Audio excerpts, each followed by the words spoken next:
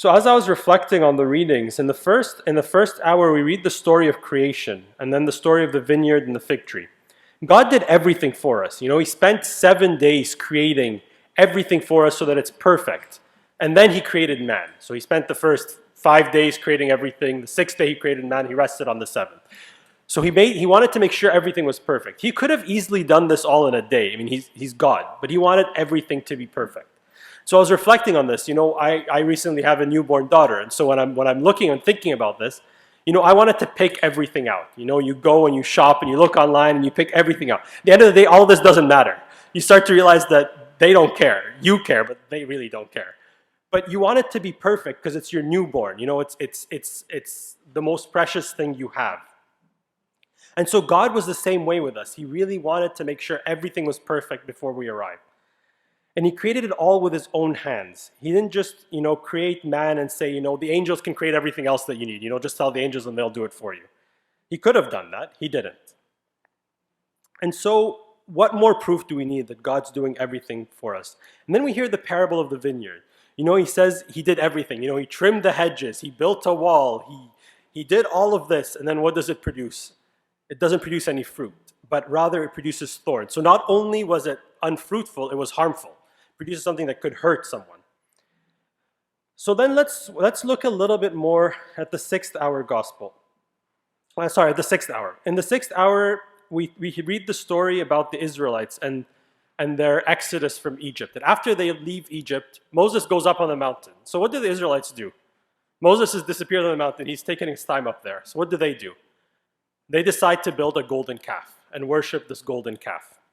And so, if you think about this, where did they get the gold from? So, if you think back to the story, all of this gold was given by God. So God sent the 10 plagues.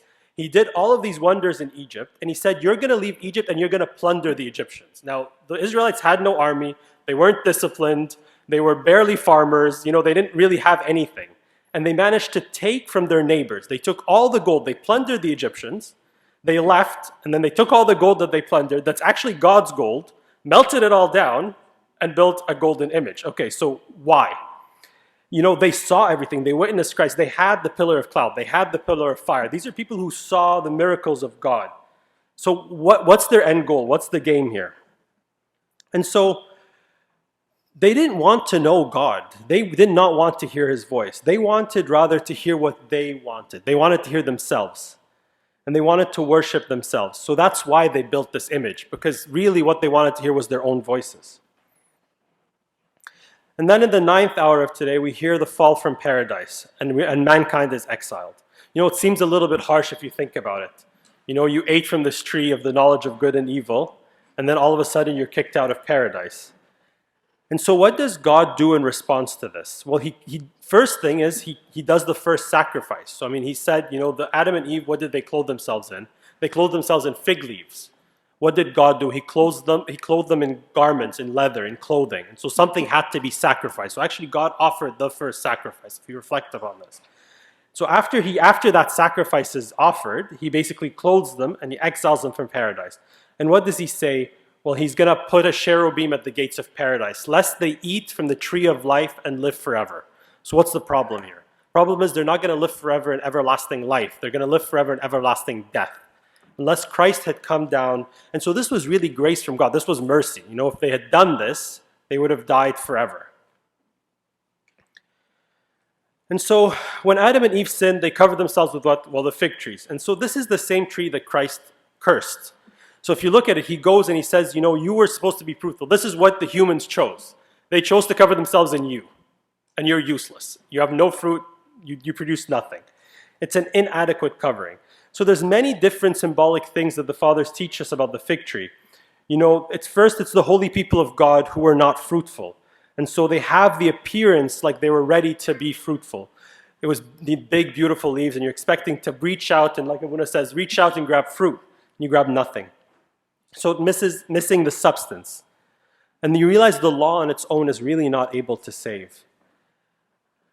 And so another is it's symbolic of no longer needing that insufficient covering. Because in 3 days, Christ is going to cover us with what? A newer and more beautiful and more costly garment. That is his blood. So we no longer need the fig tree. It's no longer necessary to hide our shame. And so one thing that I noticed is this is the only time Christ had ever cursed something. Christ walked around, doing all these blessings and all these miracles. He blessed everything around him. He healed the sick. He cast out demons. He blessed all those around him. The little children came. He put his hands on them and blessed them. And this is the one thing that he'd cursed. And so he needed to prove a point. What was he trying to say? He was trying to tell his apostles, I've done all this good, but I'm also capable of doing this. I can do this. He's showing that he is all powerful because he's about to go and be crucified. So he's trying to show that he has the divine power to do this. If you know anything about fig trees are very, they take a lot of water, they take a lot of sap. It's actually very hard to dry a fig tree. It takes a long, long, long time. If you cut down a fig tree, it's going to take a very long time before that dries. And so he's showing, I have the power of doing this. He's making it clear that, if he wanted to be saved from being crucified, he could call down legions of angels and they would help him in a heartbeat. But he's trying to say, I'm doing this of my own will. So what's the most important thing? What do we need to understand from this? And one of the things that I took is we need to approach Christ as individuals who are sick. And I talked to myself first. I'm sick. I need help. And so if I approach God, as Abuna was saying earlier, no, I'm perfect, I'm great, I'm doing well, everything's good, then Habibi, lwahdak, go on your own, I have nothing to do with you. But rather, mine should be an approach of complete and utter submission to God. And then God will reveal my sickness, and then he will heal me. So he approaches me to heal me. So as many of you know, in my career, I'm a physician, I'm a surgeon. So what I do is a lot of cutting. And so initially what I do is make people feel a lot worse. And if anyone's ever had surgery in the past, the first 2 weeks are terrible. Everybody complains about the first 2 weeks after surgery. It's the worst they've ever felt. You've definitely made them worse than they were when they walked in. But after a while, with precise hands, with precise surgical incisions, you make patients feel better. It takes time, but it takes work. And that's the same with Christ. Initially when Christ reveals our weakness, our sins, our problems, it's painful. It's not easy to tolerate. It's really not easy to go and confess. Those things are difficult to do.